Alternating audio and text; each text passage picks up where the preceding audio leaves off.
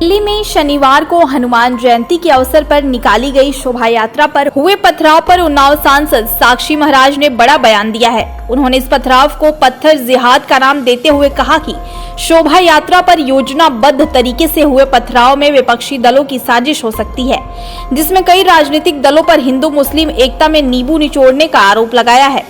आगे बीजेपी सांसद ने कहा कि अभी तक कश्मीर के लोगों को पत्थर फेंकते हुए देखा गया था, लेकिन अब रामनवमी के दिन पूरे देश में पत्थर फेंके जा रहे हैं। जुमे की नमाज के दिन मस्जिद से निकलने वाली भीड़ के हाथों में पत्थर होते हैं। क्या मस्जिदों में पत्थर फेंकना सिखाया जाता है? साक्षी महाराज ने कहा कि हनुमान और दुर्गा मंदिर से निकलकर किसी ने पत्थर नहीं फेंका, गुरुद्वारे से निकलकर किसी ने पत्थर नहीं फेंका। मुसलमानों के भी एक त्योहार पर हिंदुओं ने पत्थर नहीं फेंका, तो रामनवमी के दिन पत्थर क्यों फेंके जाएंगे? वहीं साक्षी महाराज ने कहा कि अगर पत्थर फेंके जाएंगे तो बुलडोजर भी चलेगा। बीजेपी नेता ने आगे कहा कि विश्व के बहुत देशों में मस्जिद, मदरसों और अजान पर प्रतिबंध लगा दिया गया है। अजान से ध्वनि प्रदूषण फैलता है। परीक्षा के समय लोगों ने अजान बंद कराने की मांग उठाई है, तो सरकार इस पर निर्णय लेगी। वहीं उन्होंने कहा कि लाउडस्पीकर पर हनुमान चालीसा पढ़ना क्रिया की प्रतिक्रिया है। एक षड्यंत्र के तहत योजनाबद्ध तरीके से जिहाद के रूप में सारे देश में रामनवमी पर पत्थर फेंके गए, तो मैं मान सकता हूं ये पत्थर जिहाद है।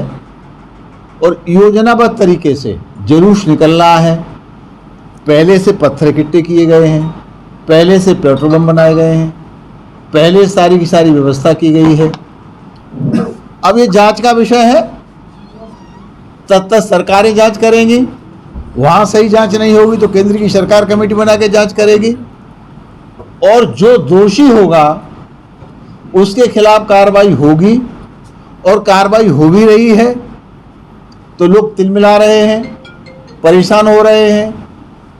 अब लोग इस पर बहस नहीं कर रहे पत्थर क्यों फेंके गए, और पत्थर फेंकने के बाद बुलडोजर चल रहा है, कार्रवाई हो रही है, इससे लोगों को दर्द हो रहा है, बड़ी पीड़ा हो रही है। मान लीजिए जुलूस किसी मुस्लिम मोहल्ले से निकल रहा है, तो उनने सब पत्थर पहले से इकट्ठे करके लगे, तो उनको कोई ज्योतिषी थे, उन्हें पता था कोई नारा लगने वाला है। मैं पक्षधर नहीं हूं, न अजान का न हनुमान चालीसा का, लेकिन क्रिया की प्रतिक्रिया होती है, जिसे इंग्लिश में कहते हैं एक्शन का रिएक्शन।